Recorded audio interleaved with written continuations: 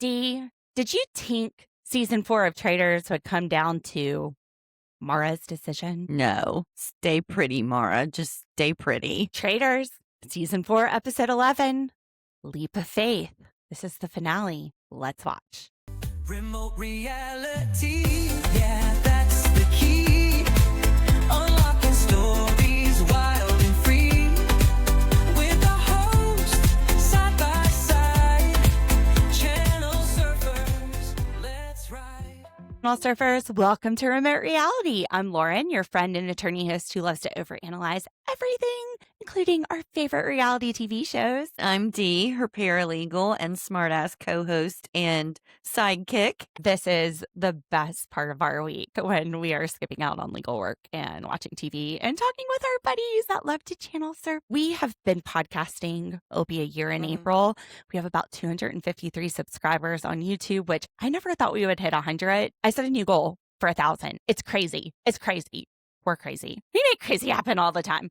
But let's see if you guys can make crazy happen. Hit that subscribe. Share with friends that love reality TV as much as we do. In general, goofiness and craziness. And a little bit of legal analysis here and there. You'll be right at home with us. For those who have subscribed, it helps more than you know. You're making our dreams come true. You make our dreams come true. Ooh, ooh. You're already singing. Oh, God. Yeah. Let's dive right into this episode. Shall we? Last week, we left off like we were about to go toast us some little s'mores up. Well, not really. I mean, it was a circle with Coffin in the middle. I did not know that they were going to light it on fire until today after they killed Mark, put him in the coffin, and then light a circle of fire around him. He has a ring of fire around him. I automatically start singing Johnny Cash in my head. I fell into the burning ring of fire. I'm sorry, I offend God when I sing. That's what my friend told me in Catholic school in 7th grade. Now I'm just offending all the channel surfers. It's horrible. I've heard worse. Probably already offend them with my voice. Anyway, no. That would have scared the shit out of me. I was waiting for that wind to blow and light that coffin on fire. I was thinking, what would happen if something shifted and made the coffin catch on fire? Do they have firemen or extinguishers or anything? The only thing I saw that looked close to a fireman was Rob. No, I didn't see any sort of hoses. Maybe it's an edit. Maybe he's not really in it when the fire's lit. They probably used all the hoses to put Maura out. Lit up on Rob. Put that fire out. Girl. She's got a fire for that man. Maura has a fire for Rob. But yeah, I wondered too, I was like, maybe they took him out of the coffin before they lit it and we just didn't see that in the edit. But you can kind of see the creaks. It looked like somebody was in there. I was fear. I was phobic. I was phobia. I would have been superstitious. I probably wouldn't even have gotten in the coffin. No. Oh, no. I was not expecting Mark, though, to be killed. Yeah, I wasn't sure. I had it down to like him or Maura because I figured that they would leave Johnny and Tara as scapegoats or potential other traitors. Yes. But Mark was also on Eric last episode, and that might have been why. We didn't pull the tarot at the end of last week. I said, okay, we'll just go with the week before, which said that Johnny and Tara would survive 2 weeks ago, but they wouldn't ultimately survive. I thought it would be Tara. Mark is a guy, and the 3 traitors that have been banished are Donna, Lisa, and Candace. All women. Unless you're thinking there's some all-girl spin on it. Process of elimination, Eric, Johnny, Rob, and Mark are the 4 options for traitor. Rob's not going to get rid of Maura. She's his loyal little puppy. She's got her trained. Mark would have been easy for Tara and Johnny to convince. I was thinking it might be easier to shift the blame onto Mark because there's got to be a guy traitor in this mix. Once you get rid of Mark, then you only have Johnny and... Right. But we haven't heard anybody say there's got to be guys since Kristen left. There's that's only the problem. Is they're not thinking with their thinking caps. No. Maura has a lot of different thinking caps. She has a variety of hats. A whole array of hats. But they did it. And as they're leaving this funeral pyre, not pile. Coffin fire. Pyre, I think. Do you know? All right, we're going with pyre. Look it up, but I'm not going to. Maura we hear an audio clip where she goes, I don't know how I'm safe. Now, I don't know that that was right there in that moment. She could have said that at any time during this season. Honestly, I think a lot of this editing, these clips where Maura is having any doubt, are not from this week. I think at this point, she is fully invested in Trust Rob. Even at breakfast, we see her talking in ITMs saying, it's not Rob. And then there's a cutaway and she says, sometimes I have some doubt, but you don't see her saying it. And it's not part of the same sentence. And they shifted away from you seeing Maura saying, it's not Rob, to B-roll. And you hear her saying, but sometimes I have doubts. I don't think she ever had a doubt about Rob. Not one. Doesn't appear to be the case. And people have given her really good arguments to point their finger at Rob, and she's just having none of it. She does say that she has trouble trusting men. I think we were talking about Love Island experience or something like that for that soundbite. Yeah, I don't think she was saying she had trouble trusting Rob and Eric. Eric is the first one in. So going with my theory, producers, they want to create the drama. Your traitors aren't going to be one of the last people in. Although tonight we didn't have a murder, so you really didn't need it. But they put in Eric first and Rob third. Eric, this is the first time I got traitor vibes off of him. At this breakfast, he didn't give faithful. He was almost like giddy when he walked in there by himself. It's almost like evil genius. Yeah. I guess he was talking to the cameras because there was nobody else in there. I mean, but he's just like sitting there talking to himself, and I'm just like, whoa. My pretty. The look he had in his eyes was different. They did show salmon, which I was thinking this has to be the best part of Traitors, because now you got 5 people to divvy up the salmon with instead of, 20. But we do find out, which we're going to cover later, why there's so much salmon. So Maura comes in second. She has on this black, newsy hat, but it's really puffy. And then she has a brown turtleneck and skirt on. So this is her thinking cap for breakfast. This big puffy newsy hat. I think the only hat she needs is dunce. I'm sorry. I love you, Maura, but come on. I mean, at least she acknowledges that she's Maura the moron by the end of this episode. Then Rob comes in.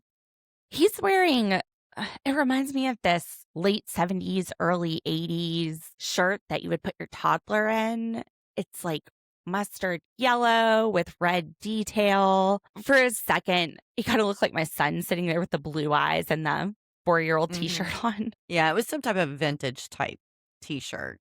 I was trying to I didn't understand what it said on it, but it says the capital of the French Riviera, and then it says summer 90, but definitely giving 80s baseball sponsored t-shirt vibes. Yeah, it was given Little League. This one was definitely McDonald colors. I could see a sponsored baseball team with McDonald's written across the front of it. Hamburglers are right there in the bleachers.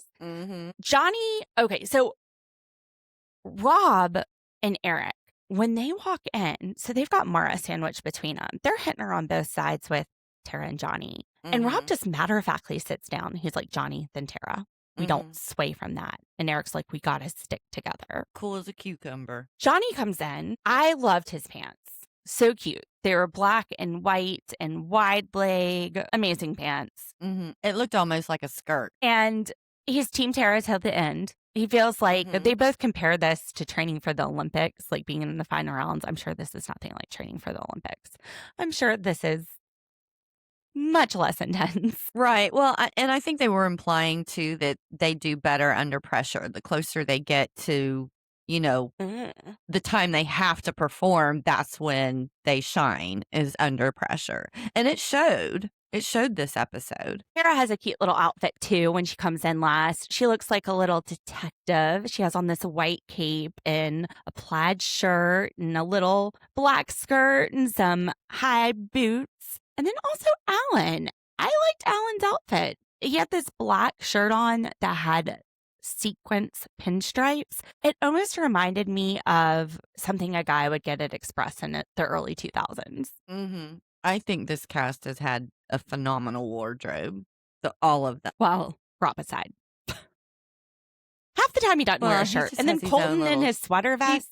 I'm not giving Yeah, I anybody mean, that he credit. okay, you're right. I forgot about the ugly sweater vest. But all I think of when I see Rob dressed like that is I want a freaking calendar, January through December of him with different bibs and no shirt. He's going through so many styles. But when you said fireman a little while ago, I was like, yeah, he could do a calendar. All I think is he's about to go back to the country, buy himself like 10 acres and a John Deere. And I just see him baking out in the sun with a piece of hay hanging out of his mouth. Just me making potatoes. Didn't survive the traitor tango. And Alan gives us a hint that we're about to get wet for the final round. One of the first hints I had that made me suspicious that any inkling Maura is doubting Rob is an edit was when they leave breakfast. Johnny and Tara cut off to one room. Maura cuts off to another room with Eric and Rob. And Johnny and Tara are coming up with their game plan. It's Eric and Rob. We need to try to pull Maura over to our side, and we'll get out Eric first. We're going to go easy. We're going to go Eric because they know she's super glued to Rob's ass. But the fact that she just so comfortably went and sat in the other room with Eric and Rob and listened to their bullshit about how it's Tara and Johnny. Clueless. She's clueless. Rob tells Maura, Tara and Johnny, they were close, but they hid that at first. Basically, they were trying to hide the fact that they were working together, which is smart. And also goes back to why did they hide it, which they talk about at the round table. Yeah. It's very stupid to me. Maura, she is not buying that Tara's a traitor. She trusts Tara, which is why I think she says at least one of them. Why she only thinks there's one. Because she doesn't think it's Eric. And she doesn't think it's Rob. She knows it's not Tara. So she's just thinking Johnny. I actually think this conversation where they're trying to convince her that there's two may be what led her to suspect Eric. Good point. Yeah.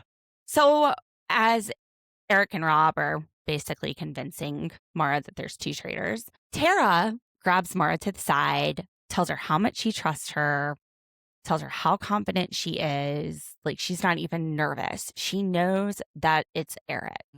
And Maura, she's just sitting there kind of nodding when Tara's telling her it's not Johnny. I almost feel like she maybe is looking in her direction, but not looking her in the eyes. Yeah, I don't think she was very convincing. Her body language wasn't saying, oh yeah, completely on board. I 100%. She was just quiet and nodding. Yeah, Johnny's not a traitor. Okay, yeah, whatever. But she's listening with Eric. She goes into ITMs and says that Tara's very convincing. And yeah, that Eric is quiet. He doesn't throw names out there. Well, except for Tiffany. Well, and the Johnny, other one. Johnny's handwriting. That he knew the handwriting. Although they don't know that. Only he knows that at this point because that was the note that Rob wrote to him. And if he revealed that, then they would know he's a traitor. So Maura, I think at this point, she's saying she doesn't even need to think anymore. It's going to hurt her brain. But I think she's convinced herself that Eric is a traitor and Johnny is a traitor. And Bob doesn't realize that Eric's a traitor, but she's going to show him the way. She knows something he doesn't know. I think she feels like she's doing a really big move here and she's going to have this happy ending with Rob. Yeah, it's not sinking in that whatever move she makes right now is crucial to the rest of the game. I think she thinks this is crucial to the rest of the game. She thinks she sees this like nobody sees Rob the way that Maura sees Rob. Rob's clearly not a traitor. And she sees Tara in a way that Rob doesn't see Tara. Like Tara's not a traitor. But she's seeing Eric as a traitor, which Rob doesn't see. And she's seeing Johnny as a traitor, which Tara doesn't see. And she has it all figured out. And she's tired of thinking. She's heard enough theories. She's convinced that she's right, I think, at this point. Done thinking. I think she thinks she's figured it out. She's figured it out. She's going to have this happily ever after with Rob. It's going to be this love story on the Traitors. That's what the edit's trying to get. Everybody's going to be so happy when Maura and Rob both take home the money together. And she figures it out because Rob couldn't see it. He was about to let Eric win. I think that's what I think that's what Maura had in her head at this point. Yeah, I just if wish anything. I just felt like she wasn't open to listening to any of the other players throughout the whole game. Like she was just always Rob. But Tara's pulled her. Tara's pulled her to not trust Eric. Well, So we had mission. Yep, final mission. This is the last one, and it is going to be wet. It's going to be cold. So they have 3. Not for everybody. Yeah, Who wants to get wet? True. Well, I think they all end up getting wet in the boats. Good point. Did something just go over my head? Okay. Anyway. Well, no, Maura didn't get wet. I guess she just got wet in a different way. That's true. Yeah. So 3 of them go in the car to the, what is it? A loch? The loch. Lake? What? I guess like the Loch Ness monster. Loch. Yes. And that water looks dirty AF. And cold as hell. Oh, and then two are flying by helicopter. Which Rob and Maura agreed to do it. Yes. Mara's not going to let anybody else get in that helicopter. She's determined to get in it. It's going to go stay warm, cuddled up near Rob. Mm-hmm. So there's 4 chests in the lake. The other 3 have to drive the boats to the chest. And there's a question on each chest referring to past contestants. And they have to answer it correctly to get it to open. And Maura and Rob have these floats up in the helicopters with the keys. And they send these keys down on these floats. And each float has a money amount on it. And they send the floats down determined on how confident they are that they have the correct answer to unlock the chest. Maura's answering it. Keep it low. Keep it low. $20,000 is at stake here. At the end, one of them has to dive in the water and grab the final key and swim it back to shore. So that was for an additional $20,000. They had 5 minutes left on the clock, a little over 5 minutes, and they offered the 2 in the helicopter that they could earn another $20,000 if one of them jumped out. And now Maura said she doesn't swim, which would totally be my excuse, even though I've taught swim lessons and swam from like kindergarten through 12th grade. No, I can't swim. Not in that cold ass water. Tara's over there on the sideline shivering. All of them are, and they're under umbrellas at this point because now it's raining on them and it's so cold. They had to be wearing wetsuits. I would hope so.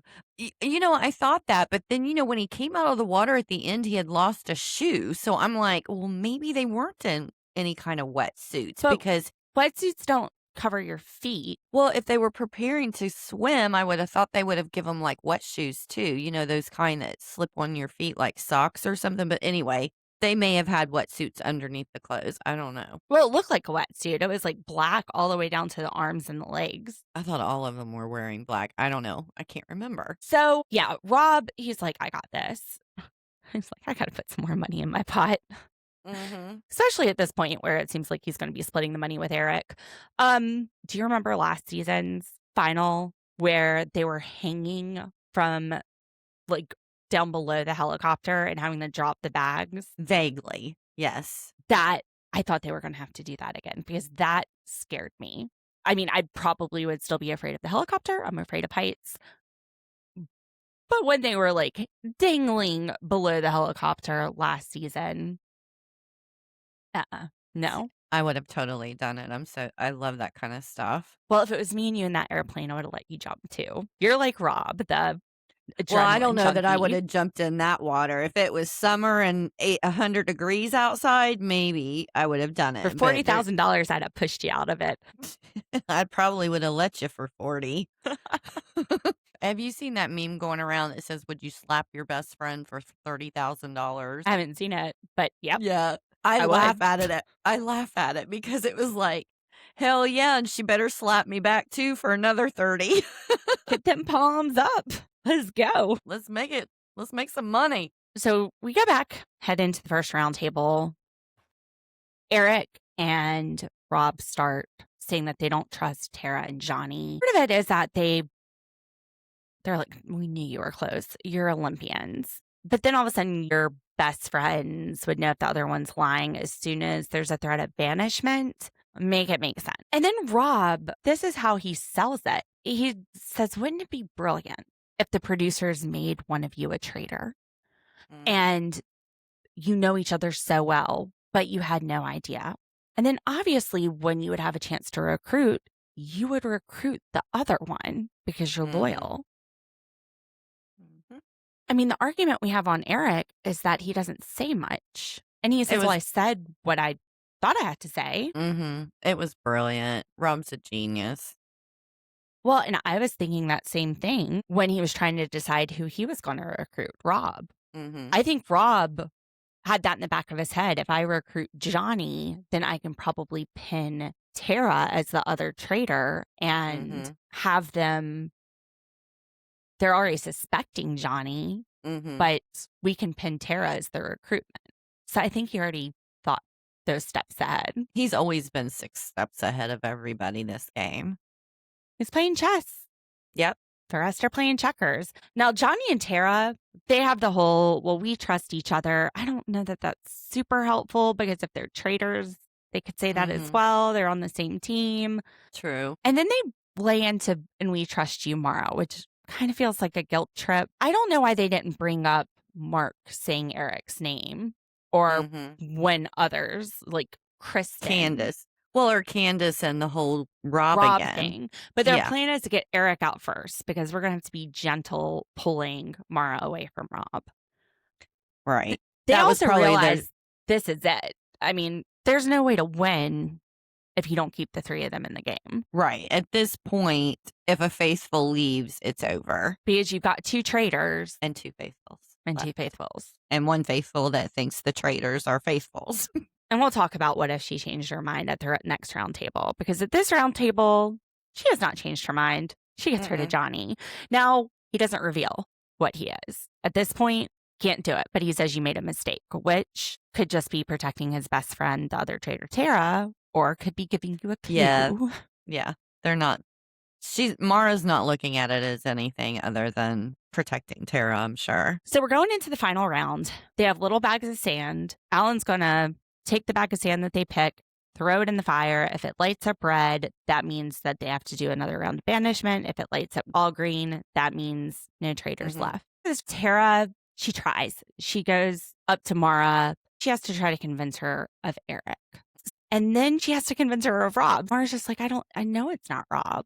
At the very least, Tara has convinced Maura it's Eric. When Maura says she believes Robin, she's like, why do you think you're still here? Because he's been protecting you the whole time. Just goes right over her head. She doesn't pay any attention to it. Well, protecting me? How so? I don't think so. As my faithful partner, making sure that people don't think that it's me? But she pulls Rob aside and she's like, we got to get rid of Eric. She looks excited. We're going to win. This is my game-changing move. I think that was the negotiation. I'm convinced it's Tara and you're convinced it's Eric. So we'll get rid of the 2 that we think are the traitors and we'll share the money. Swear. Pinky swear. With his bright blue eyes. Well, we don't see any pinky swear. We don't see this conversation, but he's been drilling the whole day. You have to promise me first Johnny, then Tara. First Johnny, then Tara. I just have to talk about 2 of these final outfits. Rob walks in with a white wife beater and a pair of overall bibs, one of them hooked. Everybody else is dressed up. He's just staying true to form. Sticking out like a sore thumb. He's trading the rules of fashion. Maura still doesn't see it. Walks in looking like a melted candle. Yeah, I didn't like that hat. She has on this beret, but it's like a flat beret. Looks like a junior mint, but flatter on her head. Yeah, it looks like something was just like smashed down. It looks hard. It doesn't even look like it's a soft hat. It looks like a very hard hat. Like you said, kind of melted. She looks like she's about to dominate the game, but I hated the hat. She's so confident. Bless her heart. Well, she is convinced that Tara is a faithful and Eric is the last traitor and that she is winning this game for her and Rob. I promise you that. So first round, everybody throws a red bag and Tara goes. I don't think Tara was shocked. I think she knew she was going. She's seen it coming because Maura didn't go with her and Johnny. So at this point, we go in with Eric, Maura, and Rob. Eric is going in thinking they're all going to throw green, But at the end of the day, him and Rob stick together as traitors. Maura's going in thinking, we're going to get rid of Eric. So Eric throws first, it's green. Maura throws second, it's red. And then Rob throws red. What do you think of that decision to throw red instead of green? I think he had already made up his mind to get rid of Eric so that he would have all of the money. At this point, it doesn't matter because they're going to go to a banishment since Maura threw red. Mm-hmm. Even if he had promised to vote for Eric, if he had thrown green, we might have seen Eric flip on Maura instead of flip and point the finger at Rob. I think he did it. I think Rob threw red because that, from the moment that happened, Eric knew what was about to happen. And Eric voted Rob. And I think this was a way to give Maura a hint of what was coming.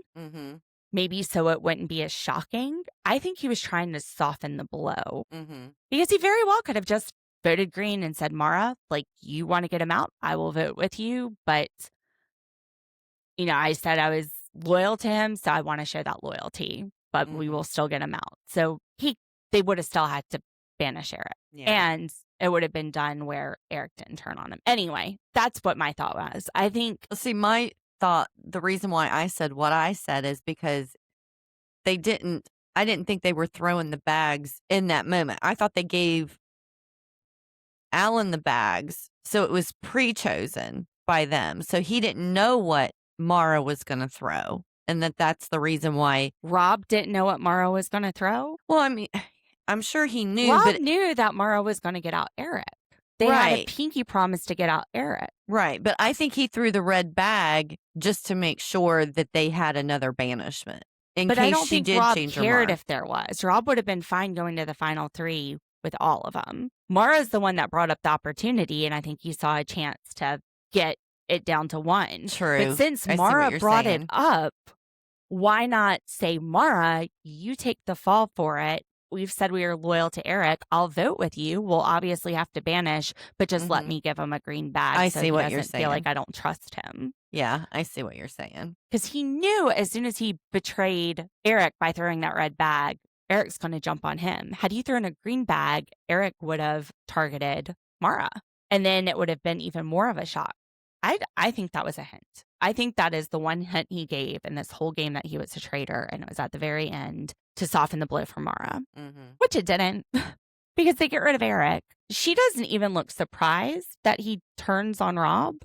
Maura announces, she jokes around, but she announces, I am not a traitor, or I am a faithful. And then Rob says, I am and always have been a traitor. First, it's like she's about to laugh. And then she's waiting for him to say, I'm a faithful, just kidding.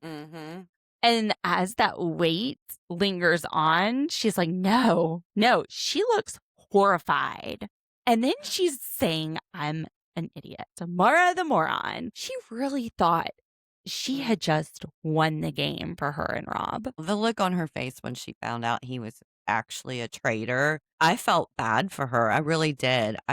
Did you cry? No, I didn't cry. You know me. I didn't even feel bad. I did feel bad. I was like, that it broke her heart.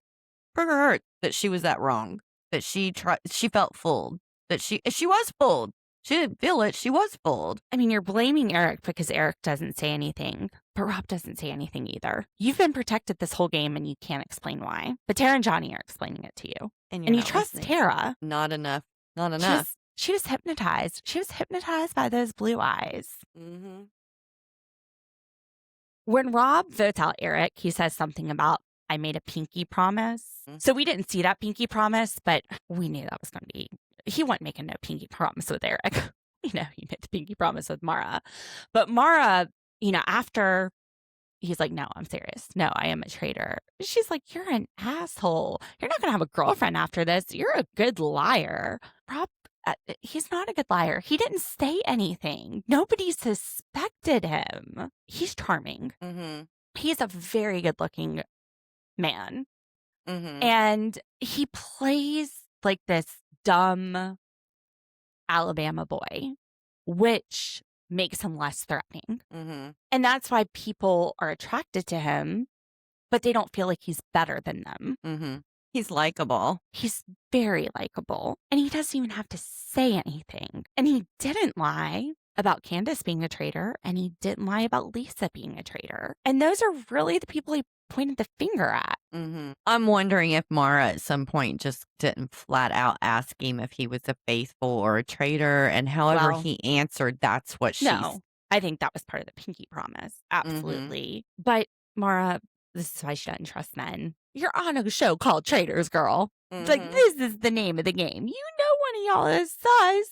This should not be the reason to not trust men. That'd be like me playing Among Us and saying I don't trust men because the guy aliens are always the imposters.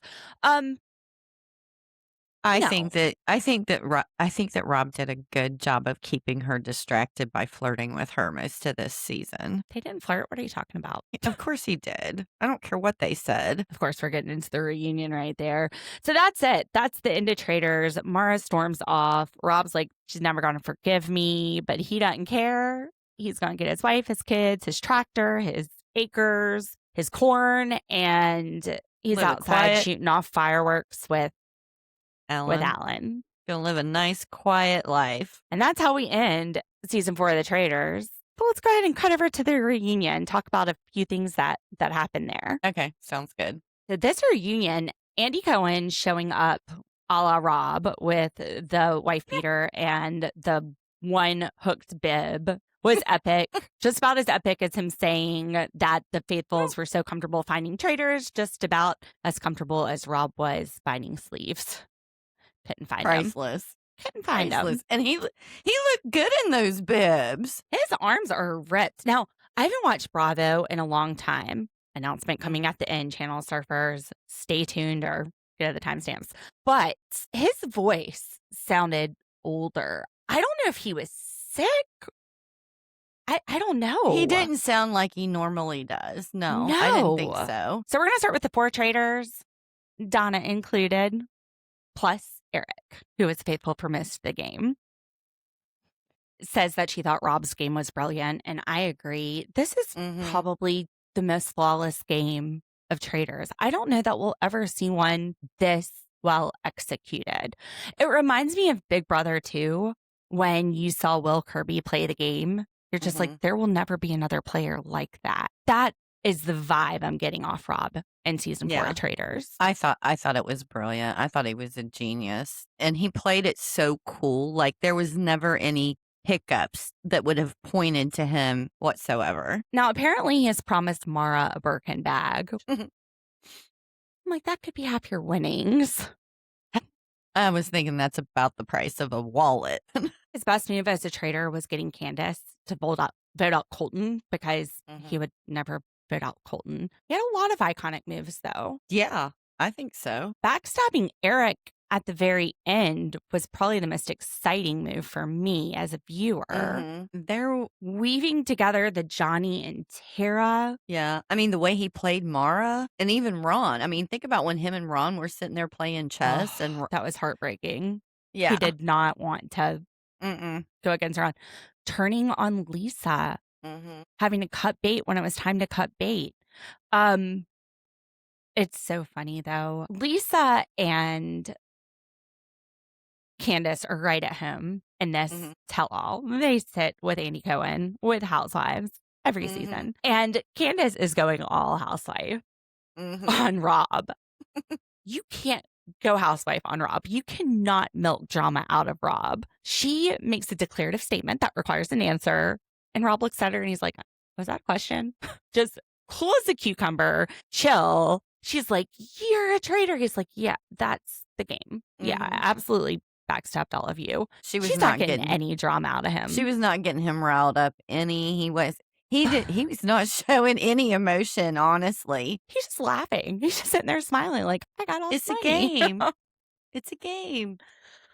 I'm going to go buy my farm.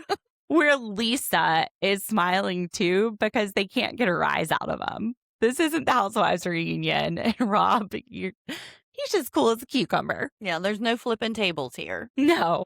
And Andy, he asked Lisa, what do you think is the most iconic move for you? And she said because she wanted to be the most iconic traitor. Yeah. And she was definitely the dunner. And I got the impression in this conversation, and I may have taken it wrong, but they were actually choosing their outfits that they wore that night. They took them because Candace had said something about she just couldn't wait to. Dress. Yes. And I thought that the cast had been given the outfits to wear. Had picking. Yes. Had chosen picking the outfits. Mhm. Lisa, was it iconic? Apparently Maybe in not. the fact that you got banished after it because of the kiss/non-kiss with Jam Jam, which even Andy is Team Lisa on this. He's like, she doesn't kiss. She doesn't kiss. No, none of them do because they don't want to mess their lipstick up. It's a thing with the Real Housewives. Yes. I don't think Lisa achieved her goal of being the most iconic traitor, but she was a partner with the most iconic traitor. And she did get turned into a meme. She did. Her sitting in the cage, and they show, it says, me waiting to get off work. Just trapped in that cage. That was the one where they had to stack the skulls where Johnny just flubbed that one up. Couldn't find them. Couldn't find one skull. And Donna in the red cape traitor. She was really excited. She got to walk around and everything. And there's really not much to say because she got voted out pretty quick. Andy said that her absolutely no expression was great acting, but that's what made me call it from the jump. I called that from the jump. I was thinking the same thing when he said that because I was like, that's exactly why Lauren said it was her. I think Lisa was just being nice, saying it was good acting. Then we go to Magic Years. Eric, the composer. Magic Years. That Andy doesn't recognize someone's voice. I know. I just can't believe Andy was like, Magic Years. The viewers read in. They're like, he didn't recognize the handwriting either. Have you gotten your ears and eyes checked? And then they bash on him a little bit for trusting Rob after, seeing what he had done to Candace and Lisa. Now, Rob, when he realized he was partnered up with Lisa and Candace, he was scared. He thought that they were going to tear him a new one. Well, that's probably why he got rid of them so soon. Well, but it said this is the farthest that the three traitors have made it in the history of Traitors. Wow. See, I thought he did it too soon. I would have waited a little longer and kept I thought them so too, but in retrospect, I guess not. And, Candace and Lisa, I think they're feeling pretty betrayed here. I agree with Rob. He had to cut bait with Lisa.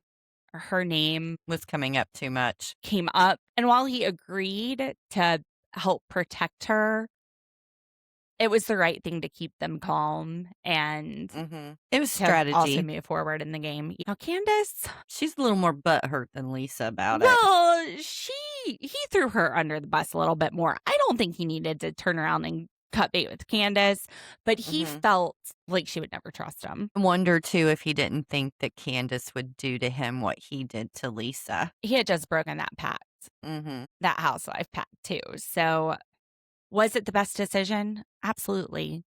The man won all the money. He didn't share it with not one person. Nope. Start filtering the faithfuls, and let's start with Maura. Who walks in, she's like, I'm so stupid. I'm so stupid. I bet she felt more stupid after watching the whole season, for sure. I feel bad for her. I still feel bad for her. Do you want to comment about her outfit? Oh, she looks like Audrey Hepburn to me. 1000%. Especially the little bangs and everything, that type of hat that she's wearing. Yes. 1000%. She looks great. Candace sitting there and telling Maura, maybe this should be a lesson in discernment. Yes. You're looking in a mirror. This should be a lesson in discernment for every single one of you, because the only two people in this entire season that pinned Rob down as a traitor before they left the house were Johnny and Tara. So all of y'all need a lesson in discernment because y'all all got played. Well, I mean, she pretty much told Maura too that she deserved what she got. And I was like, ouch. You all did, except for Tara and Johnny. They figured it out too late. Well, and they only had Maura to join their side to win. So yeah. Well, and nobody would listen to them. I think they, they kind of floated it around the last episode before the last one. On the same token, had they just been the obvious best friends that everybody knew that they were, two Olympic figure skaters going into this, they would have taken that argument away from Rob. Would they have made it that far? I don't think it was a secret. I don't think they were hiding that they were the BFF figure skaters. Well, Tara had been off a lot too. I love that Johnny and Tara join us via satellite from the Olympics. I love them. They're so cute. They are. Maura, her face kind of lit up too, and they're like, they're at the Olympics. She feels so stupid. She's not, though. Everybody's stupid. Well, and Donna pointed it out. She's like, everybody fell for it, Maura. Quit, you're not stupid. But watching it back, I mean, come on. If you're Maura and you've got Rob in there flirting with you in another country with his blue eyes. We get it. We get it. We get it. Yeah. We'd all be suckers. Everybody except for Tara and Johnny are suckers, and I'm very proud of them for actually figuring it out, which I agree. Watching them figure it out at the end was one of the most exciting parts of the season, and wondering whether or not they could pull it off. Although I was pretty sure they wouldn't. I knew they had to get Maura. Maura was love drunk. That girl was tipsy. Everybody in the house getting tipsy off Rob. She was drinking a big glass of Rob. Now, I still just get a kick out of Donna being such a big fan of Survivor and Big Brother and Love Island and fangirling when her sons are NFL football players and her future daughter-in-law is probably one of the most recognizable people in the entire world. My mom wouldn't know. Okay, my mom would. She watches reality TV. My dad wouldn't have a clue who any of these people are on Traitors. Maybe the Olympic figure skaters. And that's it. But Taylor Swift, he would know that name. Just like not a Swift fan. Channel surfers, if you've been around, I kind of got stuck in the late 90s, early 2000s hip-hop R&B. And because of things like Bearshare and Mozilla and YouTube, Amazon Music, all that stuff now, I never kind of got out of that part. But I know one or two of her songs. The name is recognizable, so yeah, I know some of them. I'm not a huge fan either. When she, it's not that I'm not a fan. It's just I never progressed to that era of music. Well, she started country. That's when I knew her the most. When she switched out of country, I didn't really follow much of her stuff. I liked her country music, but the fact that this is her daughter-in-law and she's still fangirling over Ian, Terry, and Tiffany. Big Brother, I would fangirl there. It's just so humble. It's so sweet. Donna feels like everybody's mom. I think Rob's crushing on her a little bit, though. Yeah? Yeah, I don't know if he's teasing her or what. I'm sure he is, but yeah, he does. No. Speaking of Rob and Maura, Maura's adamant she didn't flirt with Rob. But Rob's like, yeah, no, we did. Yeah, whatever, Maura. Everybody watched this season. We know. I don't think she wants to admit that she was thinking sucker with her heart, not her brain. She was a sucker. Yeah. And Rob has a girlfriend, 2 months. You found her on Instagram. Well, I saw a person on TikTok sharing pictures of her. She's gorgeous, if that's her. So I guess he did find a girlfriend after Traitors. Like Andy Cohen says, the moment you're America's heartthrob, you find somebody to go live in that farm with you and settle down in the barn. He's just going to be Green Acres all the way. Like milking cows. Apparently, during the season on social media, there might have been some accusations from Housewives coming out that they thought Rob cheated and told Colton he was a traitor. I bet that started after we saw Colton go up to Lisa and say, look, I protect you, you protect me. The reality of it, that's not a smart move because at the end of the day, he has to convince everybody that Rob's a traitor and get him out in order for the rest of them to win. Well, that's not the way I took what Candace said. It wasn't what Candace said. Yeah. Yeah. Because Candace said that Colton told her that Rob said she was a traitor. And I thought that. Right. And I thought Rob did a very good job deflecting that in that segment right there because he didn't address that Candace was saying she was. He took it as Colton. She said both. because she said one thing on social media. Okay. And that's how he deflected. He deflected it to what she said on social media. And then Colton was like, no, I said, I think Lisa's a traitor, and then I think Candace. And Rob's like, yeah, and I went along with it, which that's a good point. Think about how many things just fell into Rob's lap during this game. The fact that Colton was suspecting the other two traitors, which I don't think he would have leaned into it if it wasn't there. I think he would have kept going with the traitors. I honestly do believe he leaned into the opportunity when it presented itself. Same thing with Eric at the end of the game and Maura. Maura says, Eric, hey, there's my chance to double my prize money. Eric's name coming up with Mark, and that chance for Eric to cut Mark, that chance to cut Colton because he started saying Candace's name. So yeah, luck played a huge role, but also strategy because he had to see that opportunity and take it.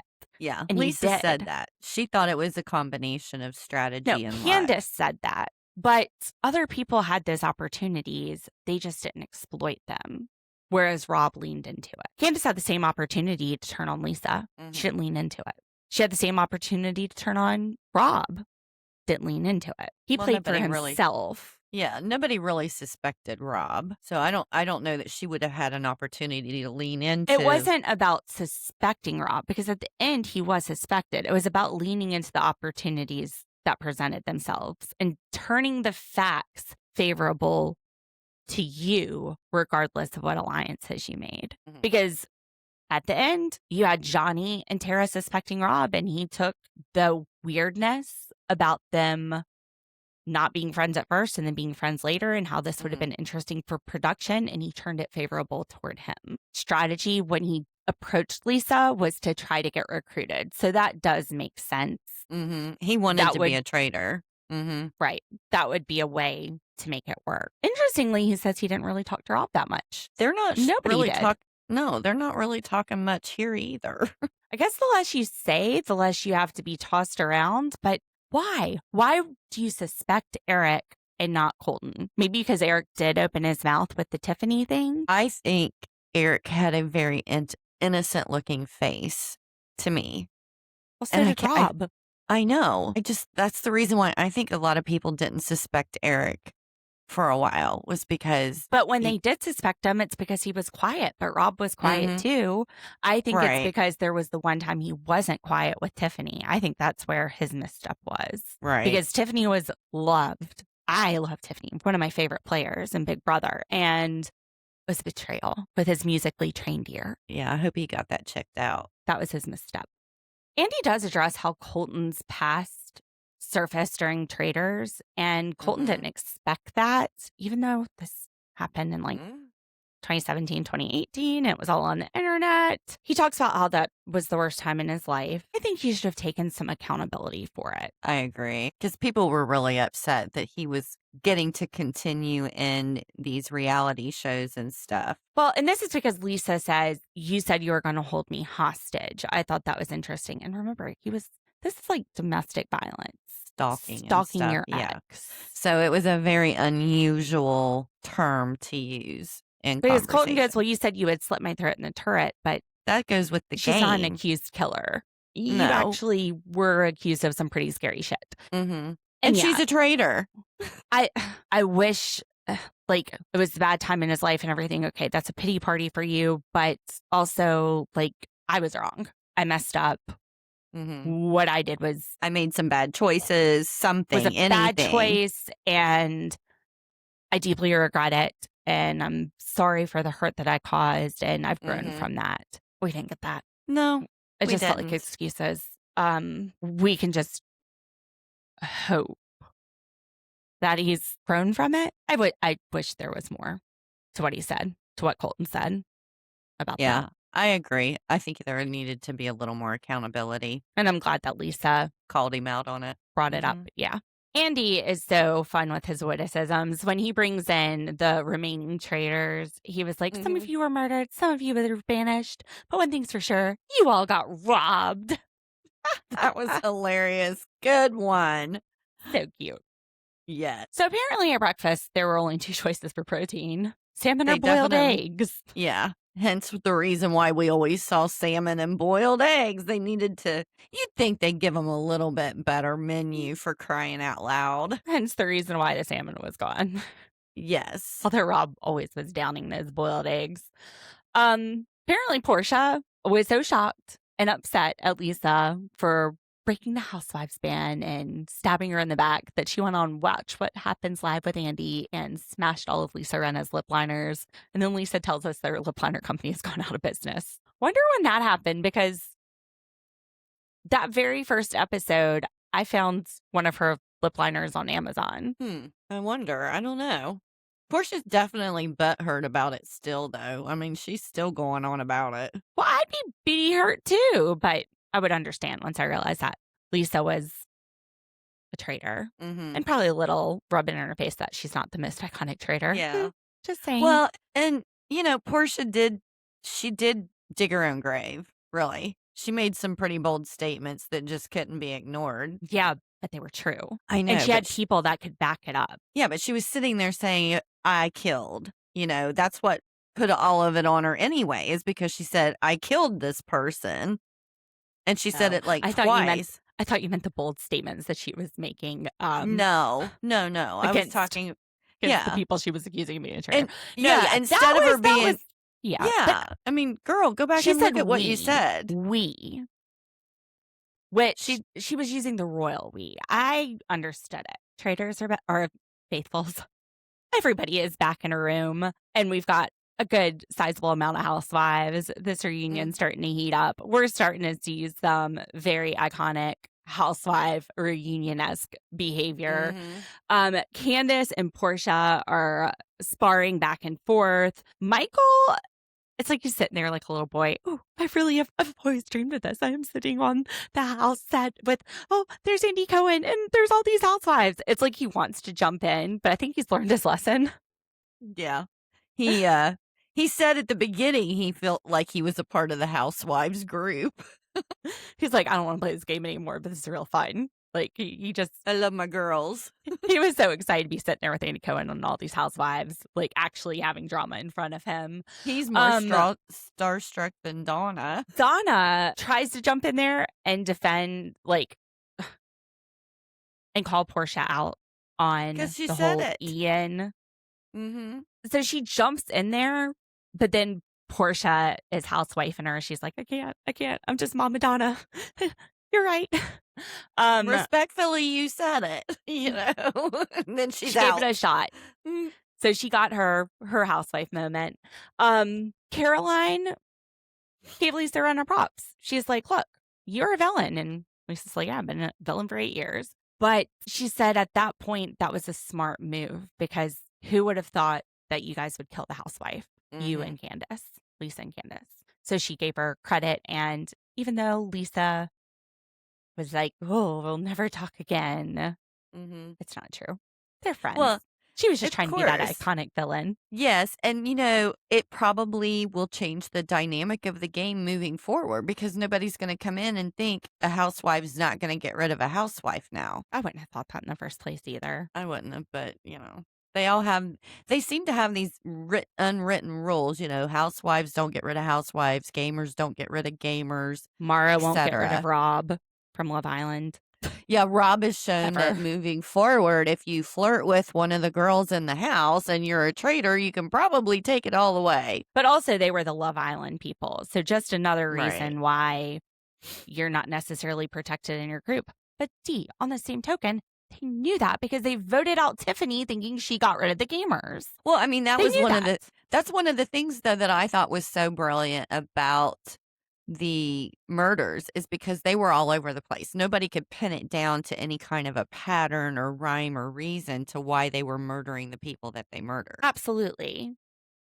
But Love Highland instead of Island that they did. Correct. So funny.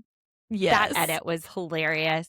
That's exactly what I think was in Maura's head this whole game. Like, they're going to edit it that way. And at the end of the game, it's going to be me and Rob that win the love.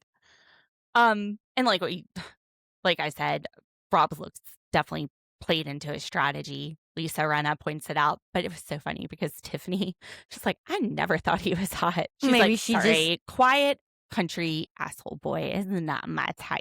Okay. Stupid Alabama boy, not what I'm going for, y'all. She's more about personality, and he didn't say much. He didn't have that for her. She wasn't feeling it. No. She wasn't jumping on the Rob train.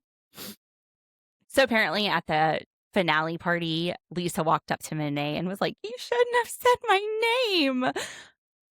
Lisa and Candace, they love Monet. Monet has that mutual love for them. They didn't want to have to kill Monet, but they had to because she said Lisa. Like, don't keep my name out your mouth. That can get people murdered on this show. We didn't want to. We didn't want to have to lay you to rest. Monet says that she wants everyone to realize that the drag queens are the queens and highly competitive in this game. And it's so funny when he's like, that we're queens. Portia's like, yes, we are. Yes, we are. Portia's queen. She crowned herself queen of the faithfuls. Which I agree. You think that had she Portia's stuck around, the I queen? think Portia would have she been had queen of the stuck faithfuls. around. Absolutely. She'd have cleaned house. She can go ahead and crown herself queen. I love Portia. I love Portia. I've always loved Portia. And I've always loved Tiffany. And Tiffany makes a great point. She says, Drag Race is a game. I would consider that a gamer. That is a fierce competition. I mean, they have to design outfits, come up with choreographed dances. They have to do talent shows. And Tiffany said that's arguably harder than what we do in Big Brother, which, I mean, you're eating slop in Big Brother. At least you're getting a good meal. Maybe not a lot of sleep when you're up designing outfits. The competitions are probably a little more fun too in Drag Race. And it's like standing on a wall getting sprayed with water all night. But that was nice. I mean, and that's absolutely true. Drag Race is a competition, y'all. I would have loved to see Monet longer. I really did like Monet. Shouldn't have said Lisa's name. Shouldn't have said her name. Keep your name out my mouth. Andy asked Michael about his strategy. He's like, I was going to come in and stir shit up, but then I ended up just on an apology tour the whole time. My wife told me. Yep. He's like, my wife told me to keep my mouth shut. That's why you listen to your wife, Michael. That's why you listen to your wife. But he does get his housewife moment because Portia, he goes to apologize for. He's like, I didn't want to have to vote for you, but my integrity was on the line. And then she's like, your integrity was always on the line.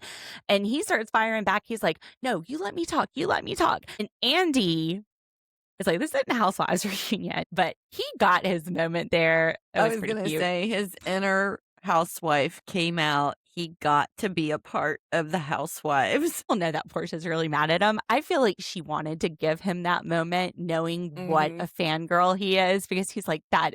He says before that was like living his dream. It was like being a kid in the candy store, seeing all the Housewives. So I feel like, first of all, a lot of the Housewives stuff is exaggeration. It's always very dramatic. It's always over the top. But I do think that they want it exaggerated when there are issues on the show. And then Portia wanted to give him that experience. We saw her spar with Candace, but her and Candace are going to go out and have cocktails. I felt like that was a gift to Michael from Portia, the Housewives experience. Merry Christmas. I appreciate that. Happy New Year. And Happy you could birthday. see in that moment where he got to feel like he was a housewife, he loved was it. blushing. He was so loved it. happy. He's like, it's me, it's me. He even had a little cheetah print tie on. He was getting all fancy. I know. I loved his little cheetah tie. But maybe Andy should bring him in for some of the Housewives lives, like after their shows, to co-host with him. It would be hilarious. I wonder which Housewives he lives closest to. In New York City. Make him an honorary friend of. Or he could do Beverly Hills if he's in Los Angeles. Yeah, but Los Angeles is huge. It's like, it can take you like 3 hours to go from one side to the other. It's not like New York City where he has a house in Manhattan. Maybe they should just let him start his own. The Real Housewives The of Housewives Michael of Rapoport. Yeah. Oh my gosh. I actually love this idea. Maybe he could You do like a need, Larry vacation. David on it, Jerry Seinfeld. Maybe he should get Rob, like Boston Rob or somebody like that. I don't know. Channel surfers, let us know who would be on the Real Housewives of Rapoport. Feel like a Southern charm, but goofy. Michael Rapoport does apologize to Rob for Colton. Yeah. Go ahead. My brain is. For the stuff that he said at the round table. Apparently they've talked outside of the show too. And that he was keeping things hidden. But yeah, and apparently they've had a FaceTime. I didn't like that his apology was, I'm sorry you felt that way, instead of, I'm sorry you said that. I didn't, because I was actually, when I heard him doing it, I was looking for that specific statement, and I don't recall hearing him say it that way. He did. He said, I'm sorry you felt that way. He doesn't like to make people feel hurt. And I know we had speculated that maybe what he was keeping it hidden was the stalking and harassment charges of Cassie. But the FaceTime call, it seems like he was being derogatory. Again, wish we had taken some more accountability here. But then he goes off fighting with Johnny, which Johnny is hilarious. He's like, yeah, you said I got a silver medal, man. I never even placed. Like, I'll take a silver, sure. But same thing. But he did say, I don't like hurting people's feelings. And so I felt like there was some accountability in there. But, he said, I'm sorry you felt that way. Which, I don't know.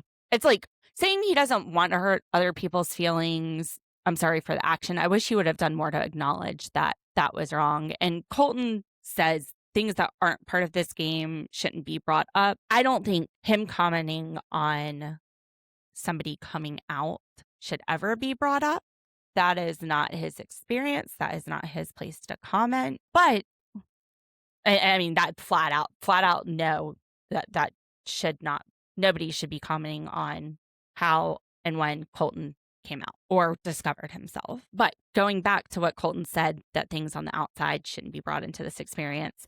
This is kind of how we got rid of Lisa, isn't it, Colton? Again, not saying that Michael Rapoport was right in any way, shape, or form whatsoever. But this is how Colton got out. Lisa was saying, oh, I've seen you on Housewives. It's not part of this experience, but you are not quite as outgoing and exaggerated as you are on the show. True. Which also, I think everybody goes in there kind of knowing these characteristics, which was one of the things that Maura struggled with, because she's like, I don't live in the U.S. I don't know people. I think that's why the season that's going to come out with just regular people is going to be probably even more interesting to watch. Oh, I can't wait. That's going to be so fun. The irritable castle syndrome, I didn't like it as much as the Love Highland. It just highlighted some of the gameplay and said that the only solution for that is murder. So it's a little time filler. Yeah, not really as coherent or like the genre. It didn't hold a candle. It didn't hold a match to Love Highland. Love Highland. C says that Jam Jam's game was a pick-me gamer. I don't understand what that means. I know. I was lost too. He said it's because he pretended like he was friends and then threw them under the bus. I don't know what pick-me means. We're too old. Somebody said that we were pick-me's on TikTok, and we tried to look it up, and it just don't make any sense to me. So does it mean we're backstabbers? I don't we're know. old. I have no idea. Oh, they said we were pick-me girls. I remember that. Yes. Yeah, but we didn't know what it meant. And I was just as lost in this explanation. I think it means backstabber. We're backstabbers. Well, in the context of the way we had been called it was because we, I don't even remember the context. It was because we chose a guy's side. No, we chose a guy's side over a situation instead of a girl's. And I was like, look, if you're wrong, you're wrong. I'm not going to sit here just because it's another female and say they're right because they're a female if they're wrong. So we were called pick-me's because we must have misunderstood it, because it sounded like Rob said that pick-me meant backstab. Well, maybe it could. Y'all, maybe I'm not there's in a broader with this new lingo. The other day I texted. Okay, no. My friend sent this picture of this guy whose first name is Middleton. His first name? His first name is Middleton. This was like... I hope he's got a short last name. No. Oh, good Lord. No, and it's another, like, Middleton. very southern name. Beaumont. Middleton Beaumont I'm not going to give out his name, but yes, something along those lines. And I was like, there's no way that this guy is good in bed. Can you imagine, like, screaming out Middleton? And then I was like, what? I mean, there's not even a good nickname. Like, Iddle? He's probably Mid? And then I was sitting there thinking, is mid good or bad? Isn't that some of that slang word? And I looked up the memes with mid. I guess there's not a lot because apparently memes are for old people like us. But anyway, so like I knew it was slang, but I don't know what that means either, mid. But what nickname? What are you going to scream in bed if you're in bed with Middleton? The only thing I can think of is like if let's say his middle name is James and you call him MJ or something. That's the only way to shorten Middleton. Mid? Huh? Maybe Eaton? Eaton. I'm still not screaming out Eaton. I don't know. That's just unfortunate. I feel real bad. I was like, does somebody tell the man he can get a name change? If they were Call calling me, him if they were calling him Eaton, you know, the girl could scream eat more. When you do a name change and it's not in South Carolina, coincidence to marriage, you have to state and go in and testify that it's not for any bad reasons. Like, it's not because you're avoiding your creditors or, you know, running from the law. You go in there, like, it's because girls don't want to scream out Middleton in bed. Yeah. Just being honest, Judge. Just being honest. Anyway, yeah, no, I would change that name. It's actually the name of a plantation around here. So I think there's a lot of reasons to change that name. Well, it's a lot of like last names for people too. So it's just, anyway. That's just me not knowing what the slang is, what the kids say these days. But I knew mid was one of them. I just didn't know if it was good or bad. And I was trying to prove a point that this is a bad name. It doesn't really affect my group of friends, so I don't really care what it means. I'm not saying it, and none of my friends are saying it to me, so it's irrelevant. I'm sorry. It's just my I don't give a fuck attitude coming out. Don't pick me. Leave me alone. Don't pick me. Fucking leave me the hell alone.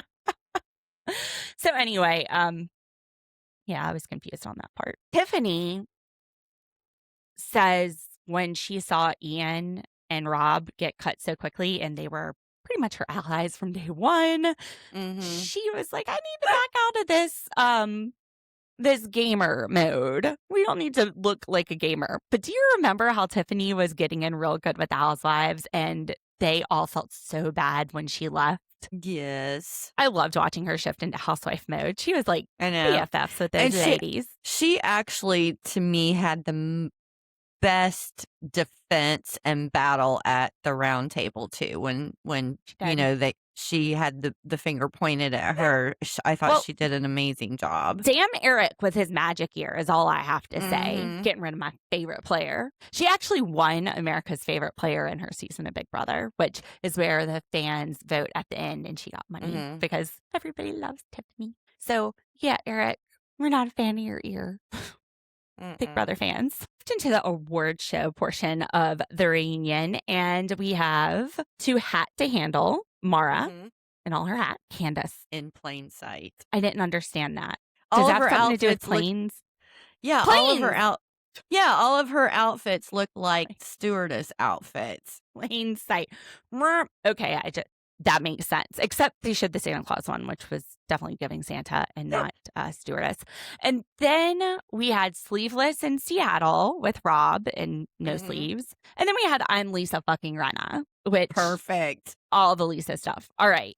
Who wins for you before we say who Bravo chooses? I mean, you can't beat Lisa fucking Rinna. It has to be. With the exception of the final hat, I'm gonna go with Maura. I know. To hat to handle. And actually, channel servers, when Dee and I made our picks, neither of us remembered who won this. We must have dozed off since we're East Coast and this came out pretty late. It was Maura. Maura actually won something. Yes, Rob, I'm just in there for my fashion. Screw you. I beat all the fuck off. Yeah. And you lost sleeveless in Seattle. So, Andy, general idea about consensus. What did you guys think about Rob being the winner? Everyone pretty much says what we've said about Rob winning. I think one of the biggest compliments, though, is Rob C.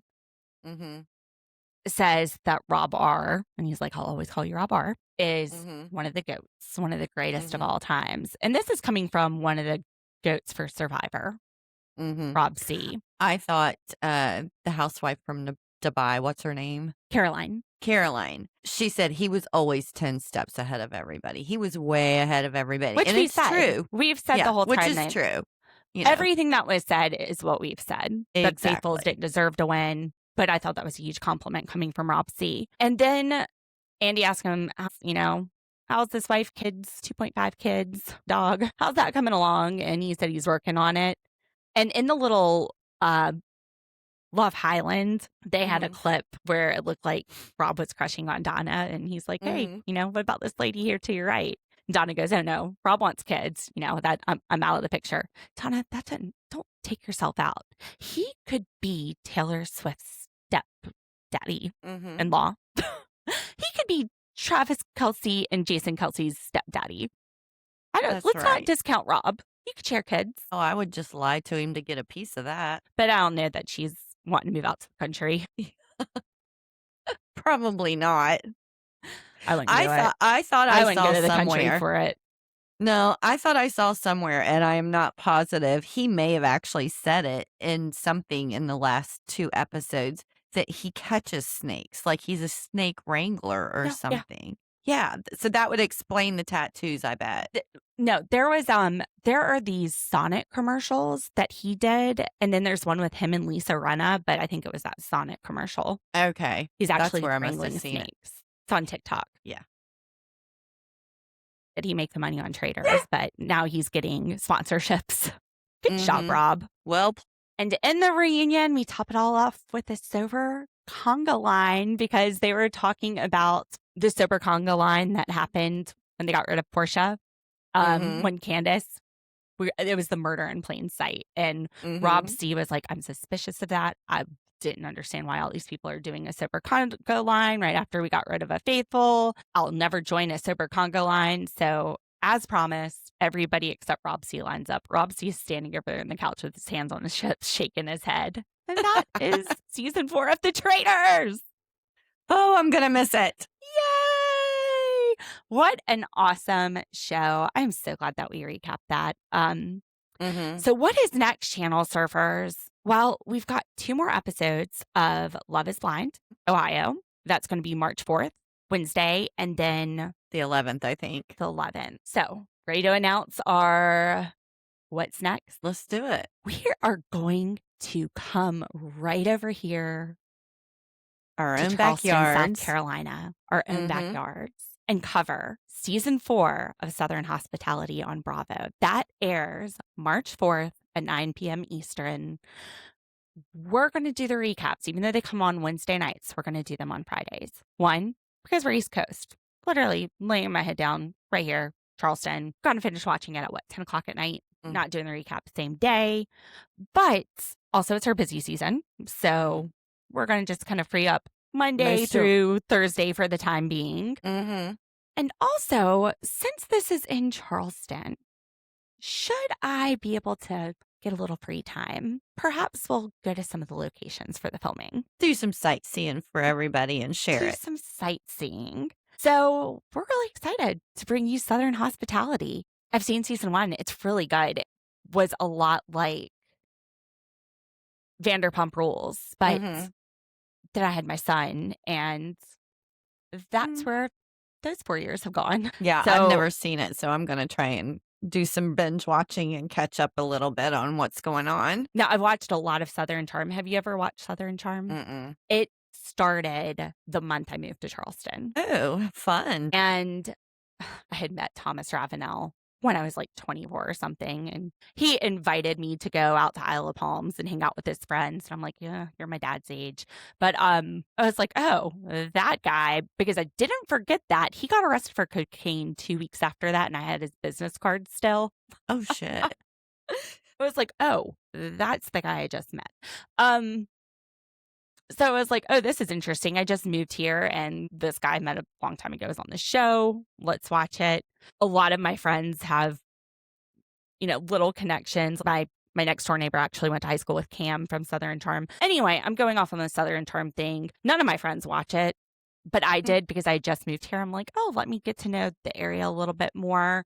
Then I started watching it just to name the places that they were. I'm like, oh, look, they're at Mixon, wherever it might be. So I thought this would be fun with Southern hospitality, and maybe bring you guys a little bit of a local perspective and maybe even do a little sightseeing if we got time. So yeah, that is our plan. And our busy season goes through about April. So right now that's all we have planned. We might throw in some true crime stuff here and there if we have time. But we're going to cut back a little bit so we can actually do the lawyer work. And we'll likely add something in once things get a little bit more normal and something really good comes out.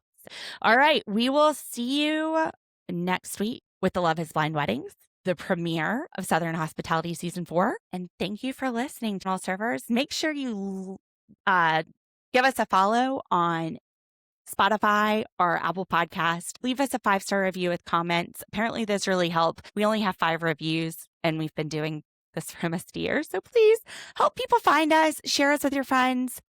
And thanks for channel surfing with us. We'll see you next week. Bye. Let's ride.